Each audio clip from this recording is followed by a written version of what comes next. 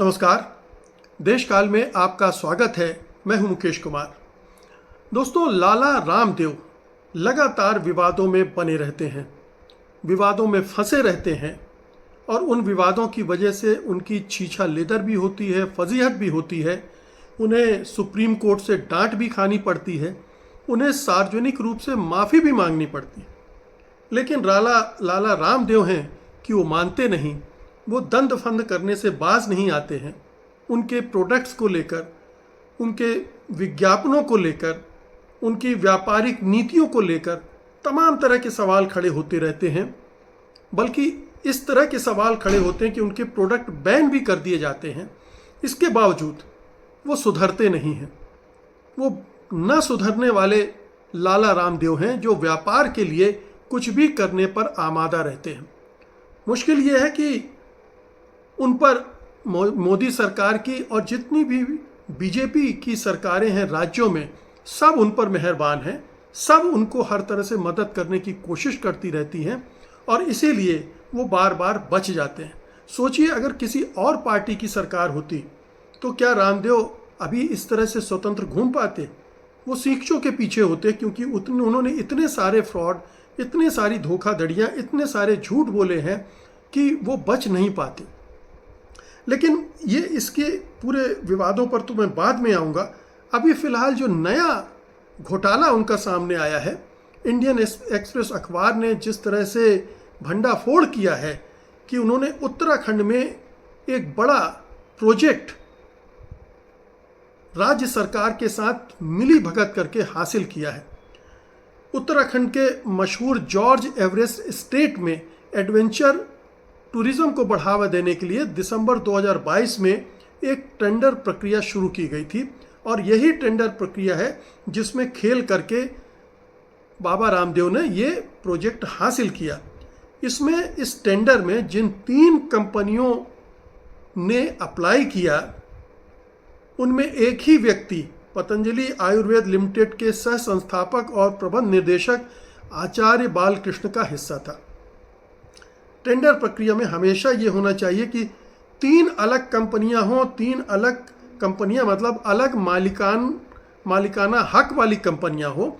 लेकिन यहाँ so called आचार्य बालकृष्ण तीनों के प्रबंध निदेशक हैं, तीनों में उनकी हिस्सेदारी है और ये जो कंपनियां हैं तीनों, ये उन्होंने रामदेव के साथ मिलकर खड़ी की है। ये खेल है। इस प्रोजेक्ट के तहत चुने गए ऑपरेटर को 142 एकड़ ज़मीन, 5 लकड़ी के हट, एक कैफ़े, 2 म्यूज़ियम, एक वेधशाला, पैदल मार्ग और हेलीपैड की सुविधा दी गई है। ये सब राज्य सरकार के खर्च पर विकसित किया गया था। इसके बदले कंपनी को केवल 1 करोड़ रुपए वार्षिक किराया देना था और 1 करोड़ वार्षिक किराया देके बालकृष्ण और रामदेव इससे ज़बरदस्त तरीके से धन कमाने की जुगत में थे। रिकॉर्ड बताते हैं कि बालकृष्ण के पास प्राकृति ऑर्गेनिक्स इंडिया प्राइवेट लिमिटेड और भरुआ एग्रो साइंस प्राइवेट लिमिटेड में 99% से अधिक हिस्सेदारी थी। एक तीसरी company Rajas aero sports and adventures private limited को टेंडर हासिल हुआ। बोली के समय, मतलब ये 3 कंपनियां थीं और तीनों में बालकृष्ण थे। उनमें से एक जो राजस aero sports and adventures private limited है, उसको टेंडर मिल गया। बोली के समय बालकृष्ण के कंपनी के पास इस कंपनी में 25% हिस्सेदारी थी, लेकिन जुलाई 2023 में अनुबंध जैसे ही मिल गया, उनकी हिस्सेदारी बढ़ के 69% हो गई। बाद में पतंजलि रिवोल्यूशन और फिट इंडिया ऑर्गेनिक्स जैसी अन्य कंपनियों ने भी हिस्सेदारी खरीदकर उन्होंने बालकृष्ण ने अपनी पकड़ जो है मजबूत कर ली। अब ये पूरा जो टेंडर प्रक्रिया आप देख लीजिए कि राज्य सरकार और रामदेव के बीच मिली भगत, साठ गांठ थी, तभी उन्हें हासिल हुआ, अन्यथा नहीं मिलता। राज्य सरकार बचाव कर रही है, इनकार कर रही कि उसने कुछ ऐसा किया है गड़बड़। उन्होंने कहा है कि पर्यटन विभाग के डिप्टी डायरेक्टर अमित लोहानी ने कहा कि 1 करोड़ रुपए वार्षिक किराया उचित है और कोई भी भाग ले सकता है।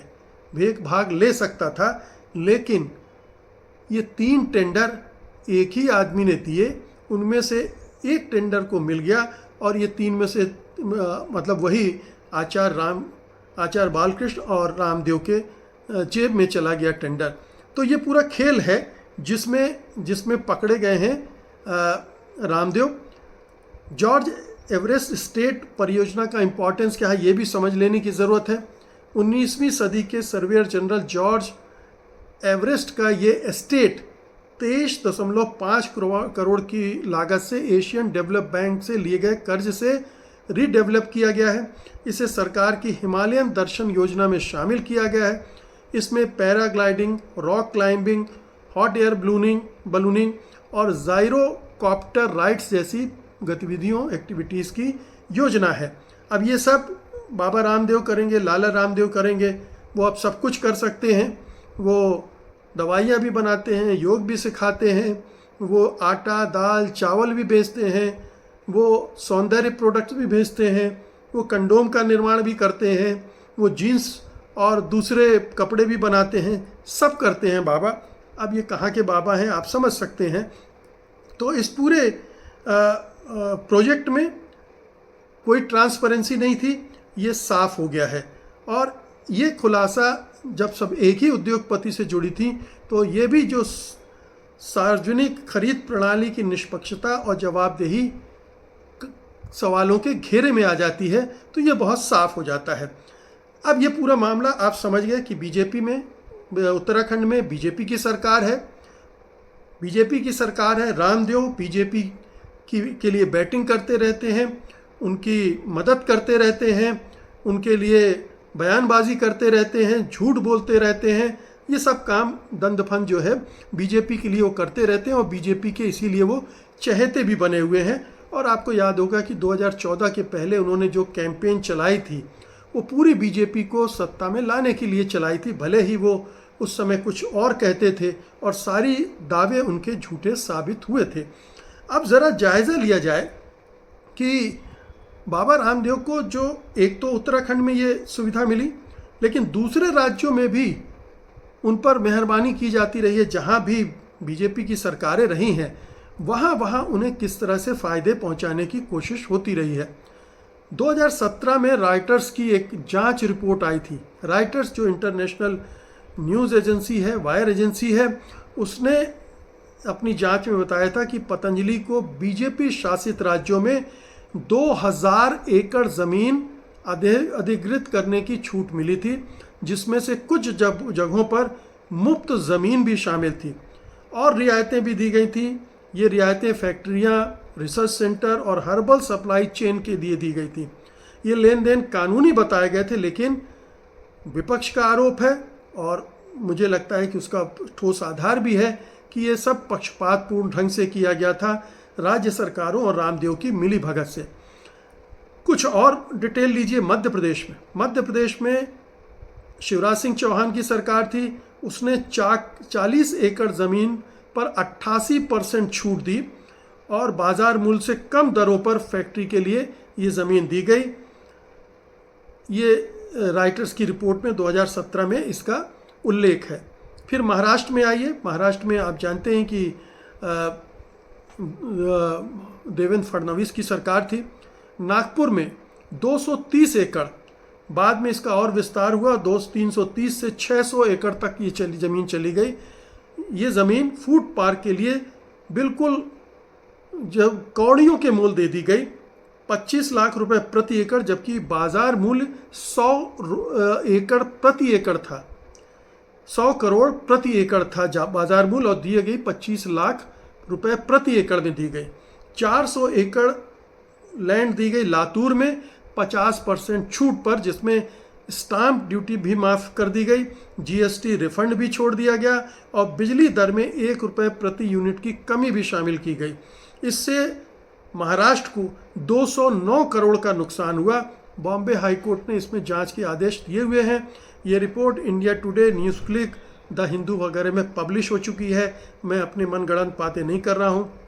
हरियाणा में देखिए, मंगर में अरावली जंगल क्षेत्र में 28 एकड़ से अधिक ज़मीन पतंजलि से जुड़ी कंपनियों जैसे आर्योग्य हर्ब्स को दी गई। शेल कंपनियों के जरिए खरीद बिक्री हुई जिसमें रामदेव के भाई और आचार्य बालकृष्ण की भूमिका थी।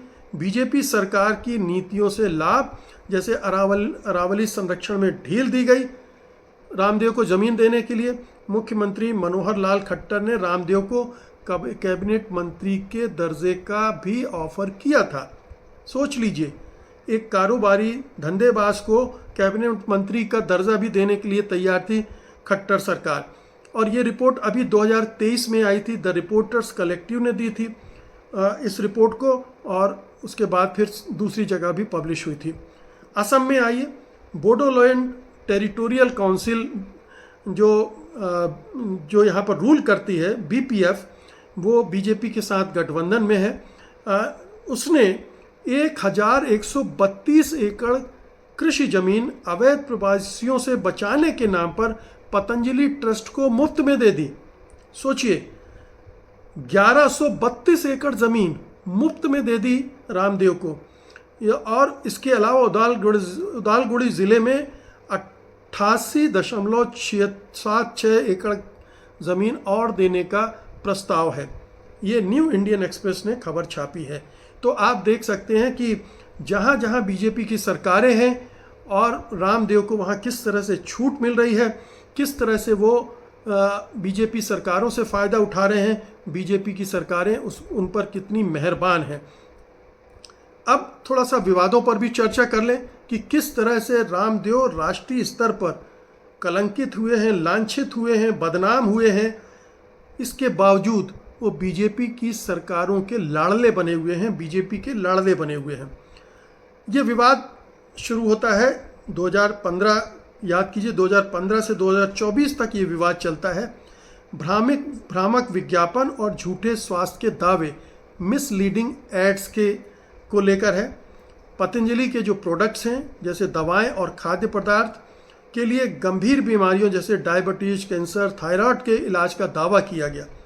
पतंजलि ने दावा किया कि उसकी ऐसी दवाई और उसके ऐसे फूड प्रोडक्ट्स हैं जिनसे डायबिटीज़, कैंसर और थायराइड का इलाज हो सकता है, जो कि सरासर जो विज्ञापन के नियम कानून हैं उनका उल्लंघन होता है। सुप्रीम कोर्ट ने इसे न्यायपालिका की आत्मा पर चोट बताया। आप सोचिए, ये तथाकथित स्वामी क्या है, ये लाला रामदेव, सुप्रीम कोर्ट ने इसे न्यायपालिका की आत्मा पर चोट बताया और कुल 4000 से अधिक इसके केस दर्ज किए गए। कोर्ट ने माफ़ी मांगने का आदेश दिया।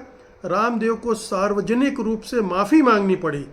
केंद्र सरकार ने कहा कि ये जो पतंजलि एलोपैथी को कोसते रहते हैं और आयुष को श्रेष्ठ बताते हैं, ये विवाद गलत है। और ध्यान रखिए, ये कहना पड़ा क्योंकि केंद्र सरकार थी और एलोपैथी वाले नाराज़ भी हो रहे थे कि ये जो झोला छाप डॉक्टर है रामदेव, वो किस तरह से एलोपैथी का मजाक उड़ा रहा है, जबकि एलोपैथी अब बहुत ही मान्य चिकित्सा पद्धति है। कोरोना के समय तो आपको याद होगा कि किस तरह से इन्होंने कोरोनिल दवा इजाद करने का दावा किया था और कहा था कि इससे कोविड-19 का इलाज हो जाएगा। WHO की मंजूरी का झूठा दावा भी कर दिया गया था। एलोपैथी को बेवकूफ़ विज्ञान और हत्यारा कहा था और डॉक्टरों का अपमान किया था। 2020-21 का ये विवाद है। अब इसमें सुनिए, इंडियन मेडिकल एसोसिएशन ने 1000 करोड़ रुपए की मानहानि का नोटिस भेजा था लाला रामदेव को। कई राज्यों में लाला रामदेव के प्रोडक्ट पर बिक्री पर रोक लग गई थी। सुप्रीम कोर्ट में मामला गया था। रामदेव ने अपने सारे बयान वापस लिए थे। ये रामदेव की फितरत है। अब आइए, जो एडल्ट्रेशन का मामला है, उत्पादों में मिलावट का और उनकी क्वालिटी का। पतंजलि के शहद में चीनी की मिलावट, घी जो है वो फेल हुआ टेस्ट में, दंत उत्पादनों में जो दांतों के उत्पाद हैं उनमें नॉन वेज कटल फिश का इस्तेमाल पाया गया। 82 में से 32 जो उनके प्रोडक्ट्स थे वो फेल हो गए। 40% दवाएं खराब थीं। सरसों तेल की फैक्ट्री सील कर दी गई। और बीजेपी के सांसद ने बीजेपी के सांसद ने रामदेव को मिलावट किंग, मिलावट का राजा कहा। ये 2016 से 2023 तक का विवाद चला। इसकी जांच हुई, कानूनी नोटिस दिए गए और इसमें आयकर घोटाला, 1000 करोड़ से आयकर का घोटाला भी पाया गया जांच में। अब आप सोचिए ये घोटालेबाज कितने नंबर 1 हैं। फिर एक शरबत जिहाद छेड़ा रामदेव ने, क्योंकि अपना एक शरबत बनाया था, अब उसको प्रमोट करना था, तो उन्होंने पतंजलि के गुलाब शरबत प्रमोट करते हुए हमदर्द की रूह अफ़ज़ा को शरबत जिहाद कहा और दावा किया कि इसकी कमाई मदरसों मस्जिदों को जाती है। सांप्रदायिक नफरत फैलाने की कोशिश की। है 2025 इसी साल का अप्रैल मई का विवाद है। दिल्ली हाई कोर्ट ने लाला रामदेव को फटकार लगाया, वीडियो जो बनाकर चलाए थे उनको हटाने का निर्देश दिया। रामदेव ने माफ़ी मांगी और एफिडेविट तक दाखिल किया और दिग्विजय सिंह ने भी इनके खिलाफ FIR दर्ज कराई थी। अब पॉलिटिकल और इकोनॉमिक जो अनियमितताएं इन्होंने की है, टैक्स इवेजन, लैंड डील्स, उनके बारे में भी सुन लीजिए। पतंजलि पर मनी लॉन्ड्रिंग, टैक्स चोरी का आरोप है। बीजेपी शासित राज्यों में सस्ती ज़मीनें हासिल की, ये मैं बता चुका हूँ। उत्तराखंड के टूरिज्म प्रोजेक्ट में बालकृष्ण की 3 कंपनियों ने बोली लगाई, ये भ्रष्टाचार का आरोप लगा है। राइटर्स ने जांच की है, आयकर विभाग की जांच हो रही है। हाल ही में ये टेंडर घोटाला, इसको हमने अभी डिस्कस किया है। डाबर शहद विवाद और जो आपके राइवल हैं उनके ब्रांड्स पर जिन्होंने जिस तरह से हमला किया, उस पर भी उनकी लानत मलामत हुई। डाबर के शहद को बदनाम किया। पहले Coca Cola, Pepsi, Maggi, Nestle जैसी कंपनियों पर साजिश का आरोप लगाया। 2015 से 2025 तक चलता रहा। कोर्ट में मामला गया। FMCG कंपनियों ने रिपोर्ट जारी की। पुत्र जीवक सीड विवाद, इनफर्टिलिटी प्रोडक्ट, महाराज लाला रामदेव ने कहा कि उनकी जो दिव्या पुत्र जीवक बीज है उससे बेटा पैदा करने वाली वो दरअसल जड़ी बूटी है और इस पर आरोप लगे कि वो लैंगिक भेदभाव को बढ़ावा दे रहे हैं। 2015 में संसद में ये मुद्दा उठा। आयुष मंत्रालय ने इस नाम का बचाव किया, लेकिन डॉक्टरों ने इसे भ्रामक बताया। सरकार ने बचाने की कोशिश की, यहाँ तक संसद में भी इस तरह के प्रोडक्ट को ये सरकार डिफेंड करती रही है। अमेरिकी उत्पादों के बहिष्कार की भी उन्होंने मांग की थी। राजनीतिक बयानबाजी, सब जानते हैं, अपना धंधा बढ़ाने की कोशिश। इनके कर्मचारियों पर शोषण के भी आरोप लगे कि फैक्ट्री में 12 घंटे की शिफ्ट है, कम वेतन पर, सेवा के नाम पर वेतन वृद्धि भी नहीं देते हैं और रिपोर्ट्स में उजागर हुआ, कोई बड़ा कानूनी एक्शन नहीं लिया गया। तो ये है रामदेव का काला चिट्ठा जो खुलता है और इसमें देखिए कि कितने घोटालों के बाद लाला रामदेव अरबों खरबों के व्यापारी बने। बहुत बहुत शुक्रिया आपका, धन्यवाद, नमस्कार।